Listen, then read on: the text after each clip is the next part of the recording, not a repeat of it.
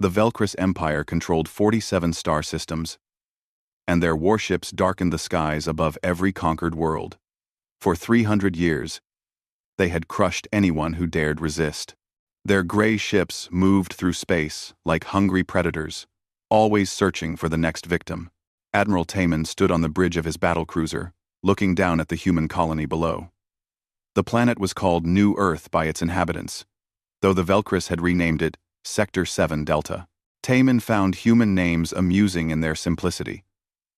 These creatures had barely traveled beyond their own star system a century ago, and now they dared to spread across multiple worlds.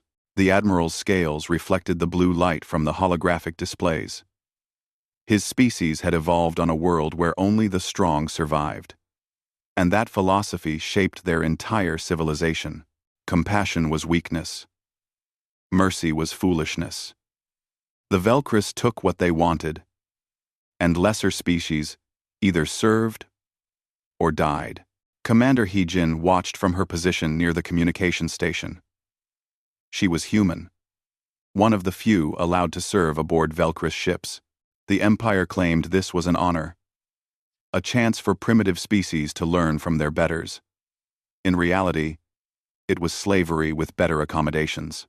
Heijin wore the gray uniform marked with the symbol of a conquered people. Every day, she swallowed her anger and played the role of the obedient servant. Below them, massive mining machines tore into the planet's surface.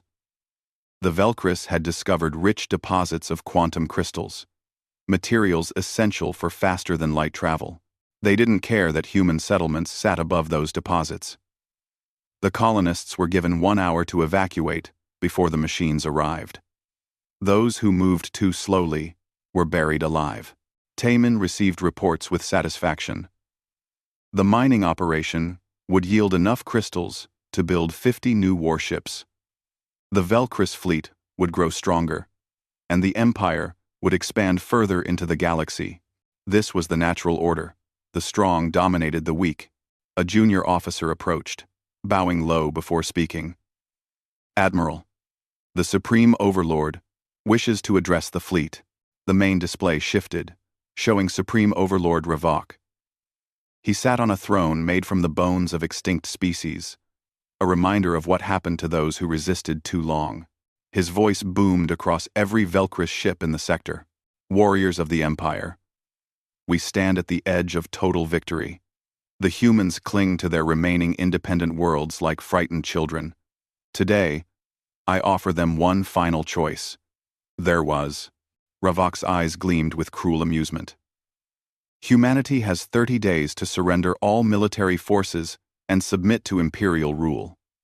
Every world, every ship, every weapon must be turned over to us. If they comply, they will be allowed to live as servants of the Empire. If they refuse, we will demonstrate what happens to those who defy the Velcris. The transmission showed images of previous conquests. Cities burning, fleeing refugees gunned down from orbit. Entire populations transported to labor camps on frozen worlds. The message was clear. Submit or face extinction. Heijin felt her hands clench into fists. She forced them to relax, maintaining the blank expression that kept her alive. Around her, Velcris officers celebrated, already counting the wealth and glory this new conquest would bring. They spoke of humans the way others might discuss livestock, useful for labor, but ultimately disposable. Taman turned to Heijin with a mocking smile. What do you think, Commander? Will your people choose wisdom or foolishness? She met his gaze steadily. The Velcris have never been defeated. Resistance would be illogical. The Admiral laughed, pleased by her answer. He believed she had been properly broken, her spirit crushed by years of serving the Empire. He didn't see the fire burning behind her eyes, carefully hidden but never extinguished. In the lower decks, human workers whispered among themselves. They carried supplies and maintained equipment, always watched by armed guards. But the guards had grown lazy over the years. They no longer believed humans posed any threat. This was a mistake. A young worker named Kyungmin passed a data chip to an older woman named Unji. The exchange took less than a second, hidden in the motion of handing over a repair tool. The chip contained everything: ship layouts, weapons, frequencies, guard rotation schedules, information that would soon find its way to people who knew what to do with it. Far beyond the Velcris-occupied zone, in a sector the Empire considered empty and worthless, something stirred. Hidden among asteroids and dead moons, humanity had built something the galaxy had never seen. Massive shipyards stretched across the darkness, churning out warships day and night. Not the primitive vessels the Velcris remembered from their first encounters, but something new, something deadly. On Earth, in a bunker deep beneath the Planetary Defense Headquarters, Fleet Admiral Minho reviewed the latest reports. Every occupied world had sent intelligence. Every defeat had been analyzed. Every Velcris weakness had been documented and exploited. The Empire thought they were fighting scattered colonists with outdated weapons. They had no idea what was coming. Minho looked at the countdown timer on his display. 29 days, 18 hours, until the Velcris deadline. He smiled, a cold expression that would have frightened anyone who saw it. The Empire had given humanity 30 days to surrender. Humanity would give the Velcris something very different. They would give them a war unlike anything the galaxy had ever witnessed. They would give them the total wreckage they deserved. The Admiral pressed a button, sending an encrypted message to every human ship, every hidden base, every resistance cell across occupied space. Just 2 words, but they meant everything. Begin preparations. The United Terran Defense Council met in absolute secrecy, deep underground where no Velcris scanners could detect them. 12 representatives from surviving human worlds gathered around a circular table. At its head sat Fleet Admiral Minho, a man who had spent 15 years planning for this single moment.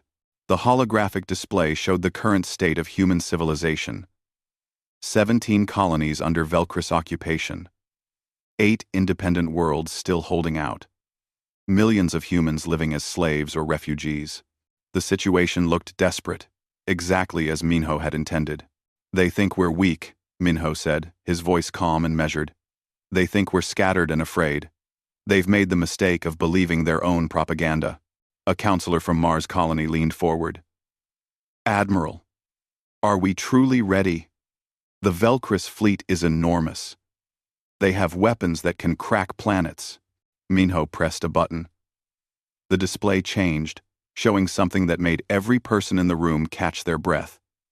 Thousands of ships, sleek and deadly, arranged in perfect formations. Each vessel bristled with weapons the galaxy had never seen before. "For 50 years we've played a role," Minho explained. "Every time the Velcris defeated us, we learned. Every captured ship, we studied. Every piece of their technology we reverse-engineered and improved. While they celebrated their victories, we built this." Captain Jiwan entered the chamber, her uniform bearing the insignia of the Experimental Warfare Division. She had commanded the development of humanity's secret weapon, and now she would lead it into battle. Her expression was hard, forged by watching her homeworld burn when she was 12 years old. "The quantum disruption torpedoes are ready," Jiwan reported. "We've tested them against captured Velcris shield systems. Their defenses might as well be paper. 1 torpedo can disable a battlecruiser. 3 can destroy it completely." "We can destroy it completely," another officer brought up technical specifications. Engineer Do-hyun had spent 10 years developing the reactor systems that powered these new ships. Standard vessels needed minutes to charge their jump drives. Human ships could now make micro-jumps in seconds, appearing and disappearing in combat faster than enemy gunners could track. "We've sacrificed much to reach this point," Do-hyun said quietly. "Every defeated colony bought us time. Every surrender gave us access to their ships and technology. I know families who sent their sons and daughters to work on Velcris vessels just to gather intelligence. Some never came home." The room fell silent, remembering the cost. But grief had been transformed into determination. Humanity had learned a terrible lesson from the Velcris. Sometimes, survival required patience. Sometimes victory required letting the enemy think they had already won. Intelligence Officer Nari stood up, activating her own display. Her division had accomplished something remarkable. For 3 years, they had been feeding false information into Velcris military computers. Every scan, every report about human fleet strength had been carefully manipulated. The Velcris believe we have approximately 300 combat-capable ships, Nari explained. Outdated vessels, barely functional, crewed by inexperienced personnel. This is what their computers tell them. This is what their scouts report. This is what they expect to face. She smiled, and it was not a pleasant expression. The truth is 3,000 warships, all hidden in deep space staging areas.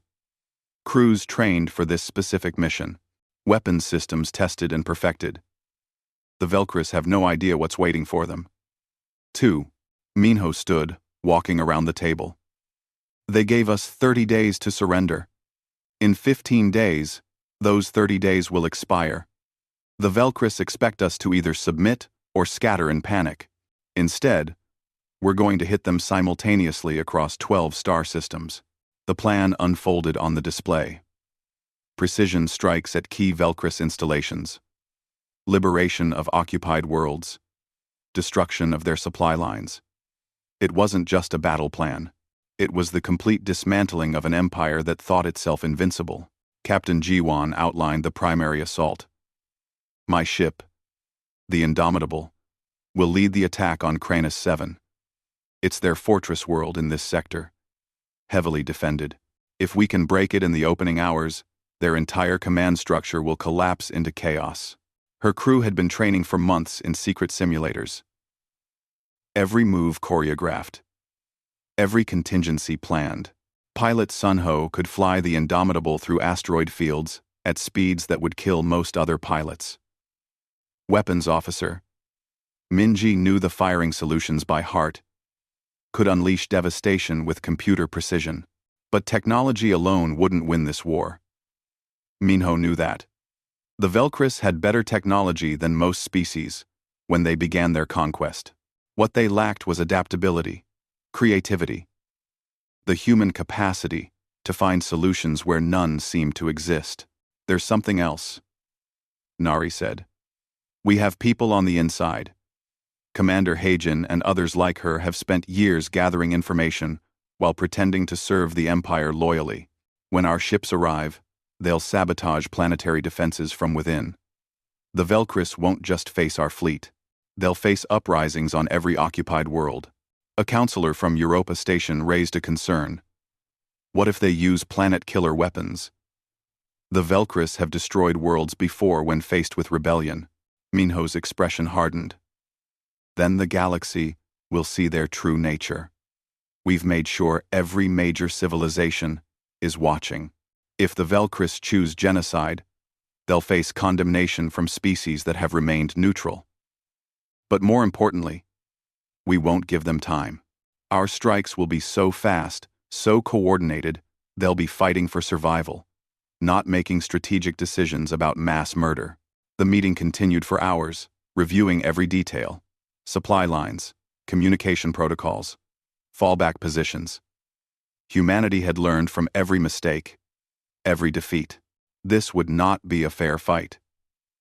Fair fights were for species that could afford to lose. As the council adjourned, Minho remained behind with Jiwon, Dohyun, and Nari. These were the people he trusted most, the architects of humanity's revenge. In 2 weeks, everything changes, Minho said quietly. The galaxy thinks we're victims. They're about to learn we're survivors. And survivors do whatever it takes to win. Jiwon checked her chronometer. 15 days until the deadline. Then we show the Velcris what humanity really is. Across human space, the final preparations began. Ships moved into position. Crews said goodbye to their families, knowing many wouldn't return. Weapons were loaded. Reactors were charged. Intelligence officers sent final reports from deep inside enemy territory. The Velcris continued their celebrations, counting the days until humanity's inevitable surrender. They didn't notice the quiet movements in deep space. They didn't detect the ships hiding in sensor shadows. They didn't realize their doom was already in motion. Humanity had spent a century being underestimated. Now they would spend one day showing the galaxy what happens when you mistake patience for weakness. The 30 days expired at exactly 0-hour Galactic Standard Time. The Velcris fleet assembled above their fortress world of Cronus 7, confident and ready. Admiral Taman stood on his bridge, expecting to receive humanity's unconditional surrender at any moment. Instead, space itself seemed to tear open. Quantum jump points erupted across 12 star systems simultaneously. From those tiers in reality came the human fleet, 3,000 warships emerging from darkness into light. They were beautiful and terrible. Sleek vessels that moved like hunting sharks. Weapons already charged, and targeting systems locked onto Velcris ships. Captain Jiwan stood on the bridge of the Indomitable, watching her tactical display light up with targets. All ships, commence assault. Show them what we've built. The Velcris couldn't believe what their sensors told them. Where 300 primitive ships should have appeared, they faced an armada. Where outdated weapons should have posed no threat, they saw advanced systems that made their own technology look ancient. Taman shouted orders, trying to rally his fleet into defensive formation. All ships, standard intimidation pattern. Show these humans why the Velcris are masters of this galaxy. His dreadnoughts moved into position, massive vessels designed to terrify enemies into submission. The formation had worked for 3 centuries against dozens of species. It lasted approximately 40 seconds against humanity. Jiwan gave a single command. Weapons officer, Minji, fire when ready. The Indomitable's quantum disruption torpedoes launched in perfect synchronization. Blue streams of destructive energy crossed the distance in heartbeats. When they struck Velcris shields, those shields simply ceased to exist. The torpedoes punched through armor, plating like it was tissue paper, detonating inside the ship's cores. 6 Velcris dreadnoughts exploded in the first salvo. Admiral Taman watched in horror as vessels that had conquered worlds died before his eyes. Impossible. Our shields are impenetrable. But the human assault had only begun. Pilot Sunho pushed the Indomitable through evasive maneuvers that defied physics as the Velcris understood them. The ship appeared here, fired, vanished, appeared somewhere else. Velcris gunners couldn't track something that moved like that. Across the battle space, human fighters swarmed from carrier ships. Lieutenant Jaewon led his squadron in a precision strike against a Velcris carrier 3 times their size. The fighters moved in perfect coordination, each pilot knowing exactly where the others would be. Target their reactor exhaust ports, Jaewon ordered. Make every shot count. The fighters were small and fast, piloted by humans who had trained their entire lives for this moment. They wove through Velcris point defense fire, losing ships, but never breaking formation. When they struck hard. The massive carrier shuddered as explosions ripped through its interior. Within minutes, it was a floating wreck. On the surface of Cronus 7, Commander Hagen had been waiting for this moment for 5 years. The instant human ships appeared, she triggered the explosives she had been carefully placing throughout the planetary defense network. Shields flickered and died. Weapons platforms went offline. Velcris commanders suddenly found themselves blind and defenseless. Hagen broadcasted on all frequencies, using codes only other human prisoners would recognize. Now. Fight now, or die, as slaves. Across the planet, humans who had worked in forced labor camps, who had maintained Velcris equipment, who had been beaten and humiliated for years, rose up in fury. They had hidden weapons. They knew where the weak points were. They had been preparing for this day as surely as the fleet above them. In space, the battle became a slaughter. Velcris ships tried to retreat, but human vessels anticipated every move. Do Hyun's reactor systems gave the human fleet an advantage the Velcris couldn't counter. Human ships could jump away from danger and reappear in perfect firing position. They could sustain weapons, fire, that should have drained their power reserves dry. Admiral Taemin's flagship came under direct assault. The Indomitable appeared directly in front of him, weapons charged. Jiwon's voice came through his communications system, cold and precise. Admiral Taemin, you are ordered to surrender your vessel immediately. Refuse, and we will destroy you. Taemin's pride wouldn't allow submission. You're primitives. The Empire will crush you. 1. The Empire is dying, Jiwon replied. You just don't know it yet. Last chance, Admiral. When Taemin continued to resist, Minji launched a single torpedo. It struck the flagship's bridge section with surgical precision. The explosion was contained, destroying the command center but leaving the rest of the ship intact. Taemin died instantly, along with his senior staff. Across 12 star systems, similar scenes played out. Velcris fleets that had terrorized the galaxy for centuries died in hours. Liberation forces landed on occupied worlds, fighting alongside human prisoners who knew every street, every building, every hiding place. Intelligence Officer Nari watched from the Indomitable's intelligence center as reports flooded in. 8 worlds liberated in the first 6 hours. Velcris casualties are catastrophic.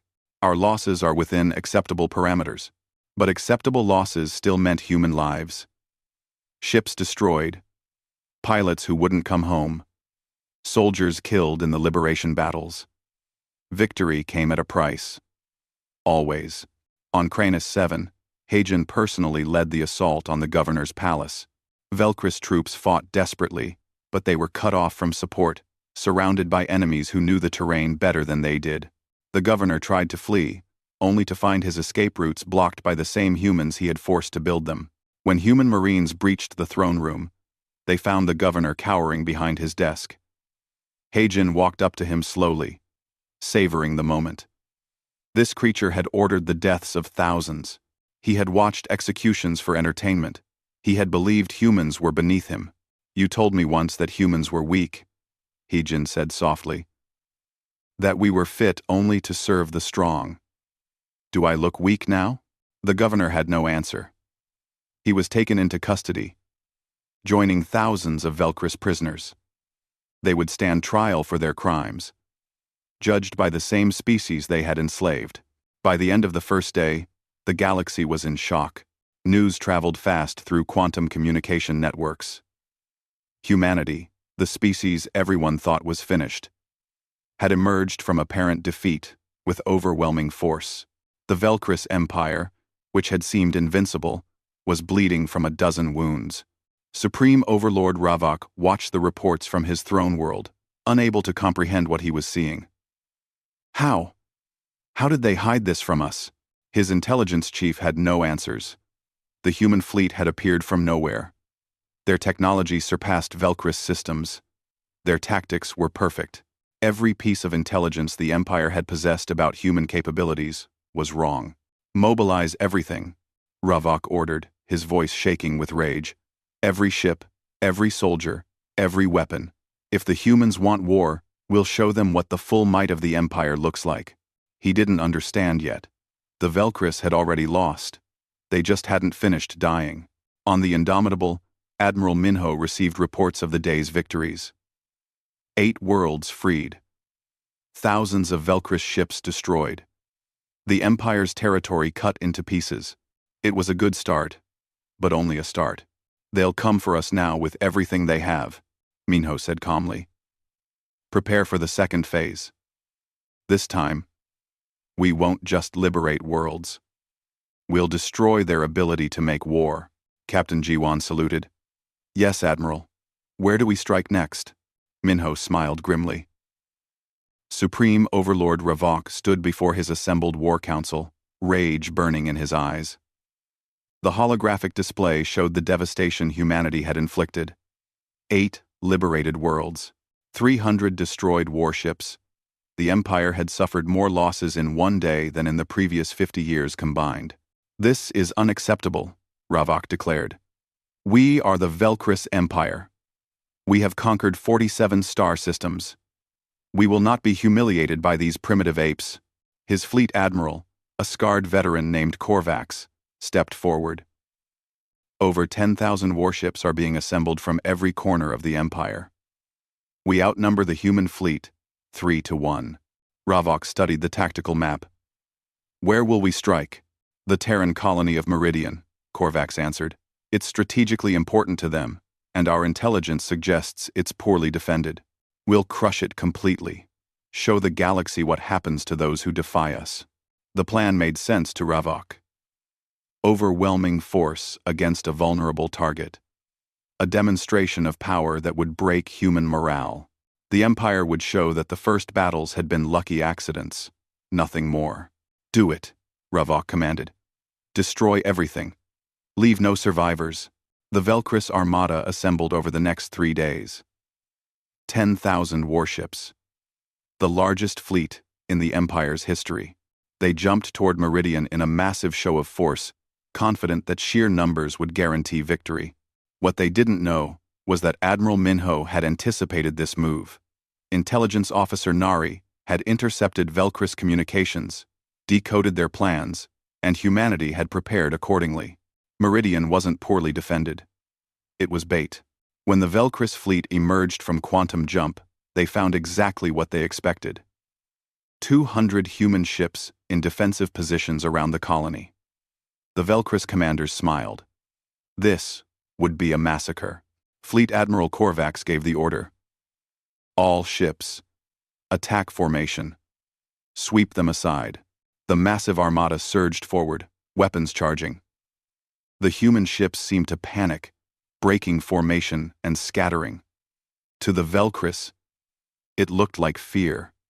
It was actually the signal. 2,500 human warships decloaked from stealth positions.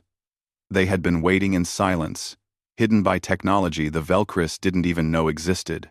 Now they emerged from the darkness like predators springing a trap. Captain Jiwan's voice rang across the human fleet communications. All ships, fire at will. No mercy.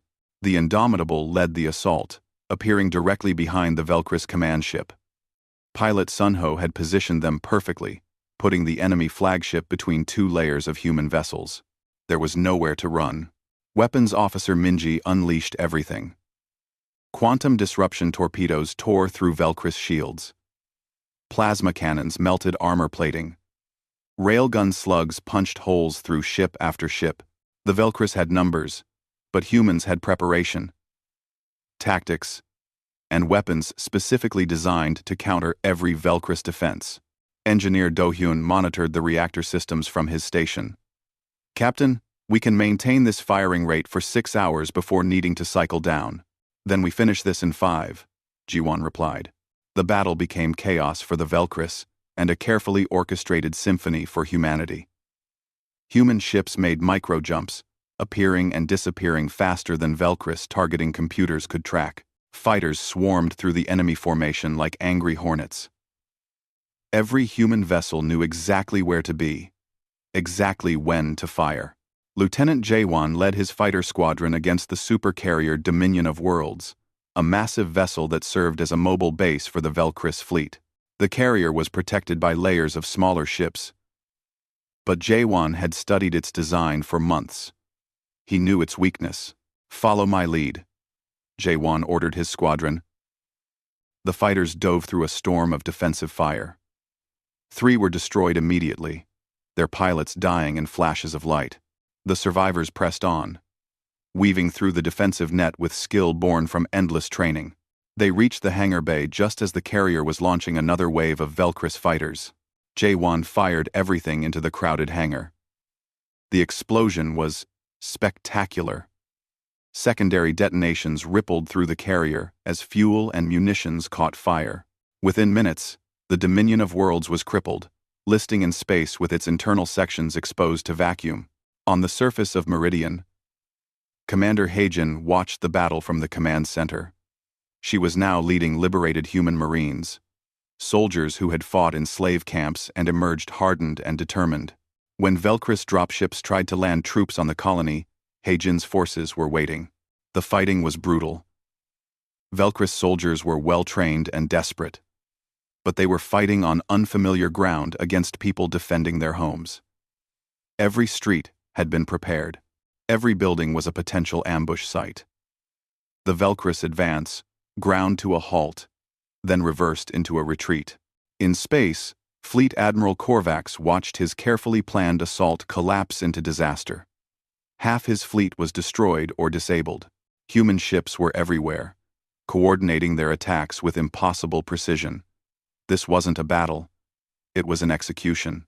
"Retreat," Korvax ordered, abandoning pride in favor of survival. All ships, emergency jump, but jumping away required time to charge drives, and human ships weren't giving them that time. Vessels trying to escape found themselves targeted by multiple human warships. The quantum disruption torpedoes made shields useless. The advanced targeting systems made missing almost impossible. Korvax's own flagship shuddered as torpedoes struck its engines. He felt the ship dying around him, power failing, life support flickering. In his final moments, he understood what humanity had done. They hadn't just built better weapons. They had studied Velcris tactics for decades, learned every pattern, every doctrine, and created countermeasures for everything. On Velcros Prime, Supreme Overlord Ravok watched the battle through quantum transmission.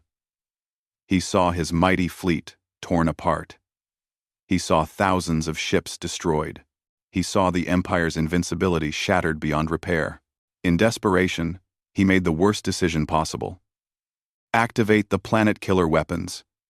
Target Earth and every human colony world. If we can't defeat them, we'll exterminate them. Planet killers were ancient weapons, banned by galactic law. They could crack a world's crust, turning a living planet into a dead rock. The Velcris had never used them before, but Ravok's pride couldn't accept defeat.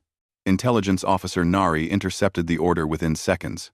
She immediately transmitted it to every major civilization in the galaxy, along with all the evidence humanity had gathered of Velcris atrocities. The Empire had just publicly ordered genocide. The galactic response was immediate. Species that had remained neutral suddenly condemned the Velcris. Former allies severed diplomatic ties. Vassal states that had served the Empire for generations saw their chance and rose in rebellion. Admiral Minho received Nari's warning and made his own decision. All fleets, maximum speed, to Velcros Prime. We end this now, before they can deploy those weapons. The human armada began moving toward the Empire's heart. Not to conquer, but to destroy the regime that had chosen extinction over surrender. The galaxy watched, holding its breath. On the Indomitable, Captain Jiwan prepared her crew for the final battle. "We've come this far. One more fight, and the Velcris Empire ends." Pilot Sunho checked his systems. Weapons, Officer Minji, loaded the last of their special munitions. Engineer Dohyun pushed the reactors to maximum output. Everyone knew this would be the hardest battle yet. Ravok had assembled his last defenses around Velcros Prime. Thousands of ships, defense platforms, planetary shields, everything the Empire had left, concentrated in one desperate final stand. Humanity's fleet jumped toward that fortress, ready to bring total wreckage to those who had chosen genocide over peace. The human fleet emerged from quantum jump at the edge of the Velcros Prime system. Admiral Minho stood on the bridge of his command ship, looking at the most heavily defended world in the galaxy. Every remaining Velcris warship had gathered here. Thousands of defense platforms ringed the planet. Energy shields covered the entire world, like a glowing shell. Supreme Overlord Ravok had prepared for this moment. He broadcast across all frequencies, his voice filled with desperate rage. "Humanity, you have won battles, but you will not win this war. We are the Velcris Empire. We have ruled for centuries. You are nothing but primitives who got lucky." He gestured to the forces surrounding his throne world. "Look at what awaits you. Every ship, every weapon, every soldier we possess is here. You will die against these defenses, and the galaxy will remember that the Velcris cannot be defeated. Ravok's message continued, trying to paint humanity as the true villains. We brought order to chaos. We united divided species. These humans want to subjugate the galaxy, just as they claim we did. Don't believe their lies, but the galaxy was watching. And they had seen the evidence intelligence officer Nari transmitted. They knew about the slave camps, the destroyed worlds, the countless atrocities. Ravok's words rang hollow. Admiral Minho composed his response, broadcasting it across the same channels. Supreme Overlord Ravok, we didn't come here to conquer. We came here to end you. You ruled through fear and believed strength was enough. You forgot that determination matters more than power. You conquered. We adapted. And now, we bring you the total wreckage you deserve. The battle began. The Indomitable led the assault, Captain Jiwan coordinating the attack with precision. All ships, focus fire on the northern shield generator cluster. We break through there first. Thousands of human vessels unleashed their weapons simultaneously. The quantum disruption torpedoes struck the planetary shields in waves. Each impact weakened the barrier. The Velcris had designed their shields to withstand conventional weapons. They had never faced something that could disrupt the quantum bonds holding the energy field together. Pilot Sunho guided the Indomitable through a storm of defensive fire. Velcris platforms targeted them from every direction. But Do-hyun's reactor systems gave them the power to make continuous micro-jumps. They appeared, fired, vanished, appeared somewhere else. The Velcris couldn't predict where they would be. Weapons Officer Minji worked her console with fierce concentration. Every torpedo had to count. Every shot needed to strike precisely. The shields were weakening, but slowly. This would be a long fight. Lieutenant Jae-won led fighter squadrons against the defense platforms. These installations were massive structures, each one capable of destroying capital ships, but they were stationary, designed to shoot at large targets. Fighters were small and fast, difficult to track. Hit the power couplings, Jae-won ordered. Disable them. Don't waste time trying to destroy them completely. His squadron danced through the defensive fire, losing ships but never stopping. Each successful strike dimmed another platform. Each disabled installation created a gap in the defensive net. Slowly, the humans were dismantling the fortress that protected Velcros Prime. On the planet's surface, Commander Heijin was leading a different kind of assault. She had infiltrated the world weeks ago, hidden among refugee transports. Now she and her team moved through the underground tunnels beneath the Imperial Palace. The Velcris had built these passages as escape routes. They never imagined enemies would use them to break in. Team 2, you're on the power station, Heijin whispered into her communicator. Team 3, secure the shield generator control room. We move in 5 minutes. Her Marines were the best humanity had. Volunteers who knew this might be a one-way mission. They moved through the darkness with practiced silence, avoiding patrols, neutralizing guards when necessary. The Velcris were so focused on the space battle that they never noticed the infiltration happening beneath their feet. In orbit, the battle reached its peak intensity. Human ships traded fire with Velcris vessels in a desperate slugfest. Both sides were taking casualties. Ships exploded. Debris filled the orbital space. This was no longer a carefully planned assault.